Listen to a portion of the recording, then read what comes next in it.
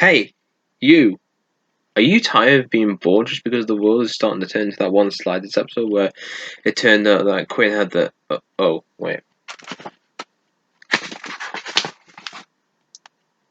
This isn't Sliders. This is Doctor Who. Anyways, let's take a 4-hour road trip adventure where we have the drivers and the staff being killed, and the Doctor being basically ridden from his body and nearly thrown out to his death. Who's with me?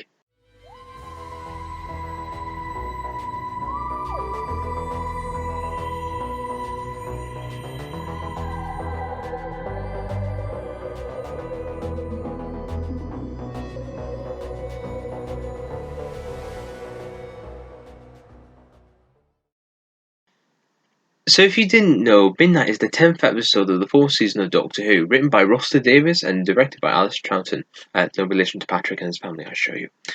Now, of course, many people know that this episode in particular was this very strange one, coming out of a last-minute replacement for an episode written by Tom McRae, writer of Rise of the Cybermen, Age of Steel, and The Girl Who Waited, and meshing it into a one-chance-only project that Russell wanted to put in the series on the line for.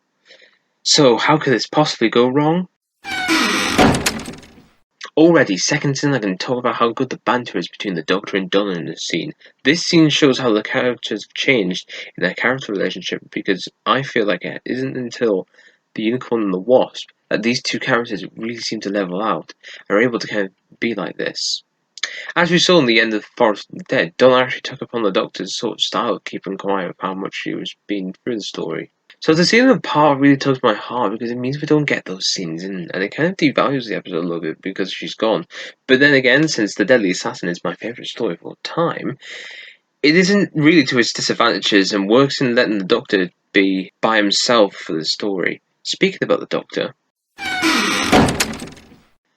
well, I'm not gonna lie, this is probably one of David Tennant's best performances that he ever did as the Doctor. This episode has a large range of performances from playful glee to total shutdown, and by the end, he's really trying to repress it.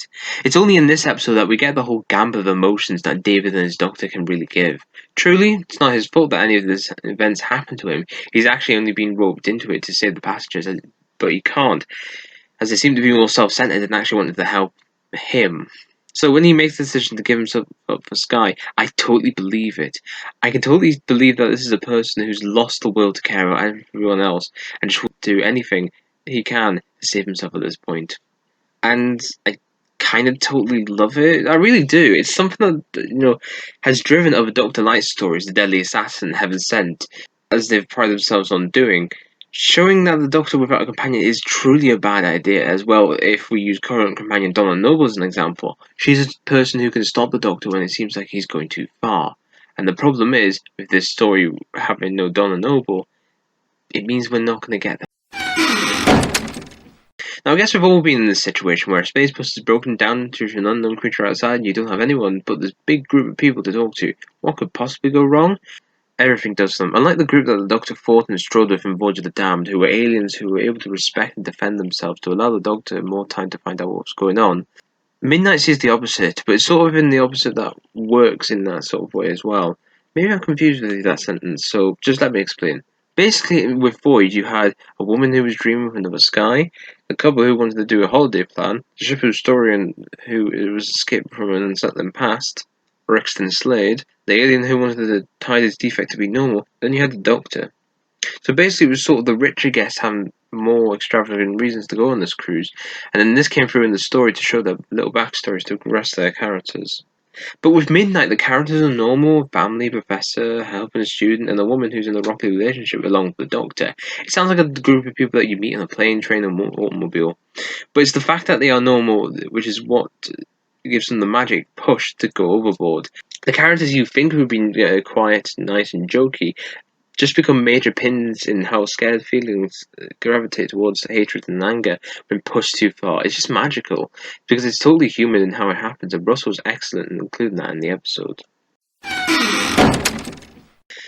Now, have you ever been on a trip where basically they get lost or something goes wrong, like the bus is stranded in the middle of the desert and there's no way... Wait a second, this is Planet of the Dead. Who's been feeding me the wrong episode script again? Anyways, these kind of trips are bound to go wrong, and this is where the episode works on that spectacular with the bus shaking and the passengers being thrown around. It's really sort of gets into that Red Dwarf sense of survival with how you're trying to ask yourself how everybody's going to survive. And the answer is that they do, but by the skin of their teeth. So it really ramps up the pressure that the Doctor has to keep these people alive. And well, I guess we have to go on to the next point of the analysis. Now, if you haven't seen the episode, which is weird because you're basically watching an analysis or review of it, please watch it for your own sake. But yes, not everybody makes it out alive. Fortunately, it's less than Voyage of the Damned, which has 6 supporting character deaths. But unfortunately, unlike the last episode, which seemed to proclaim that everybody lives yet again, 4 people do die in the whole story. 2 of them don't even make it out alive before the 15-minute mark, which seems unfair as the 2 drivers never deserved it, as they were torn apart to get the passengers into this tightly contained mental prison, where they would probably strive to kill everyone around, survival of the fittest and the strongest mind. Here 2 more people die, the hostess and Sky, who has now taken over the Doctor in ways of her performance and how pinpointed at times it seems like David's Doctor. And when they die, well, it hurts the characters. Everyone feels like they were doing an immoral thing by listening to Sky.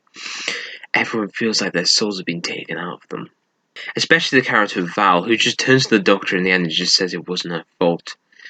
The Doctor, damaged blankly, stares at her and doesn't say a word, which is just the reaction I think you want to give to that woman who's just got off scot-free from this incident. Even with the episode passing, the Doctor does fully change in his ways after this. He's closer to Dawn in the last 3 episodes, showing that he does need someone like her to keep him from this. And it really does test him from this point onwards until his eventual death in the end of time, where it feels like he has just gotten away scot-free like Val, and then it happens. But anyways, I do hope you enjoyed this analysis review, and remember to stay safe. Thank you.